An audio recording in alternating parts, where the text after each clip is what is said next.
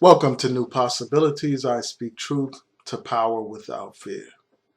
Today, I just want to take a few minutes to talk about an interview that I saw today on the Advice Show. The interview featured Christelyn Karazin. She's the author of Swirling.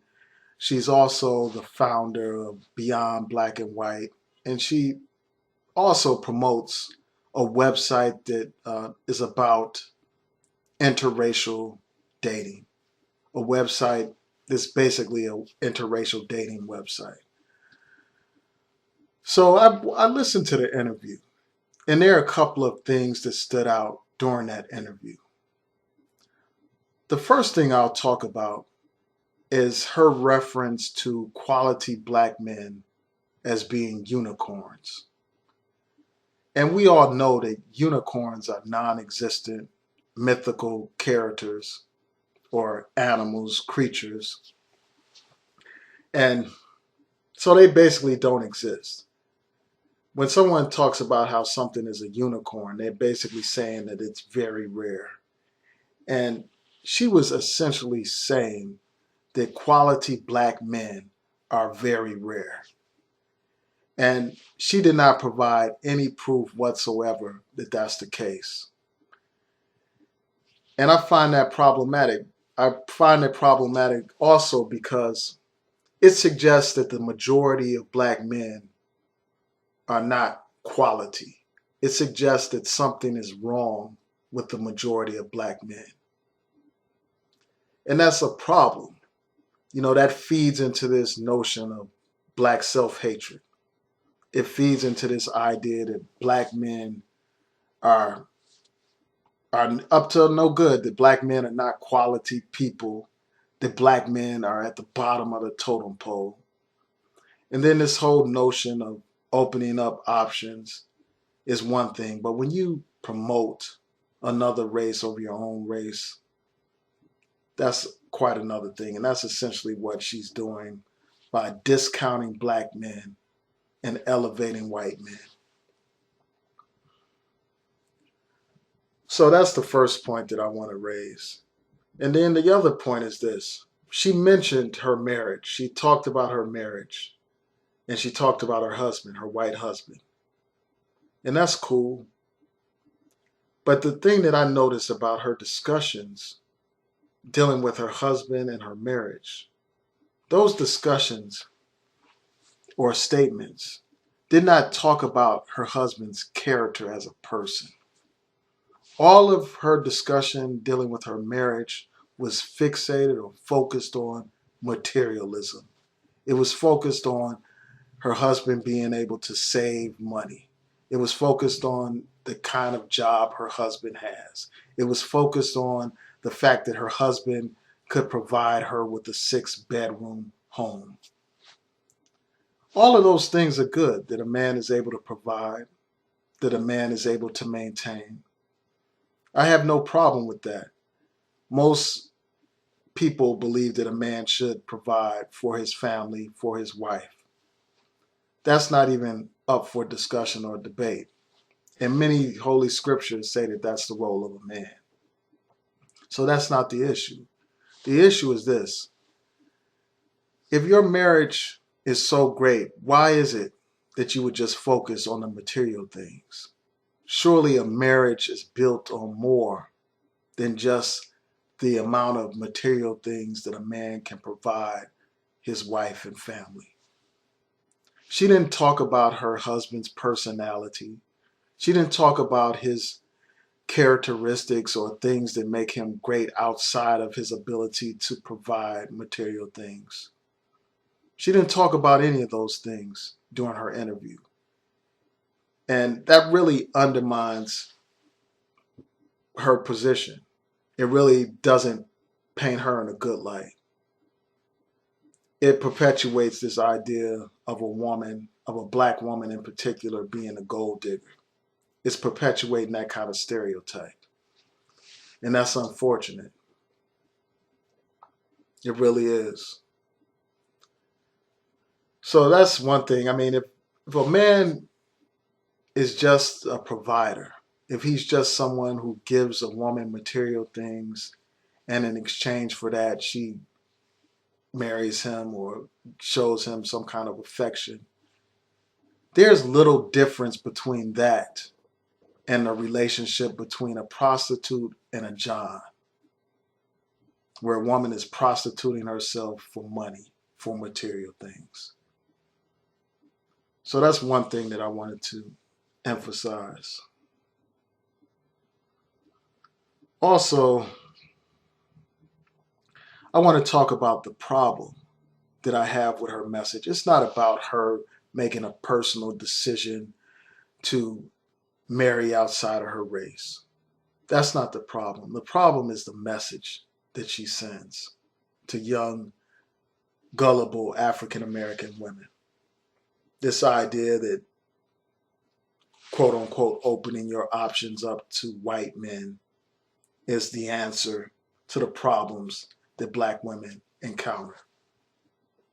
This suggestion to other black women that that's what they need to do.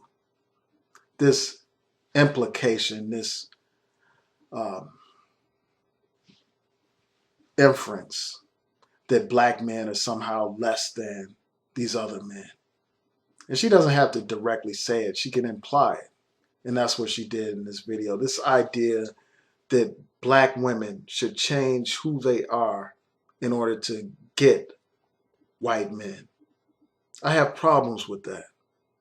I have problems with the notion that a woman should change who they are, change their personality in order to be with someone outside of their race. Change the way they act. And I've seen a couple of her videos where she talks about what black women can do to be more appealing to white men. And that's very problematic. And I'll just conclude on this note.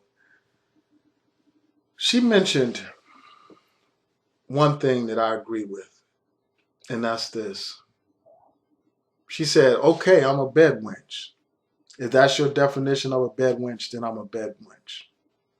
And that's the point that I agree with. You know, there was a time when the slave master used to have his way with black women. He used to emasculate the black man, take the black man's woman, rape the black man's woman, abuse the black man's woman, and the black man was powerless to do anything. At that time, black women were forced to engage in these types of sexual behaviors. They were forced against their will to be sex slaves. But nowadays you have women who are willing to play the role of the modern day bed wench. And I think that that is despicable. I think that it shows an utter lack of self-respect, a lack of racial pride and racial dignity. It's one thing to talk about how you should keep your options open. It's another thing to basically say that you should change who and what you are in order to be appealing to your former slave master. And this notion that it's hard to find a good black man, I think that that is a false notion. There are plenty of good quality men. The problem is the standards that some of these women choose when they decide what kind of man they're going to date or marry. She acknowledged that she had like a checklist of things that she wants from a man before she would commit or get in a relationship with a man. He has to be a certain height. He has to have this. He has to have that. That was her superficial criteria. And the fact that she stuck to that criteria is probably what limited her own options. She limited her own options by her own superficial criteria for what is and is not a good man. Instead of looking at character, and most of the things that she talked about didn't have anything to do with character. They didn't talk about like what kind of man, like what kind of person she wants to be in a relationship with. She talked about like all these superficial things. So if she got in these relationships with men that just met that superficial standard, it's no wonder that she had difficulty finding the right black man to settle down and get married to. See, often we're our own barrier to our advancement in many ways, like in relationships and just in life in general. And unfortunately, some people just don't get that, and they think that if they run to someone else, if they cross over into another racial territory, then somehow they'll be better off. And I think that idea is mistaken. If you don't work on self-development, you will make the same mistakes regardless of who you're in a relationship with. And also, I'll just conclude by saying this. If you want a man to marry you and be committed to you, you can't be thirsty. You can't come off as desperate. You can't start talking about marriage if you haven't even been in a relationship with a man for a significant period of time.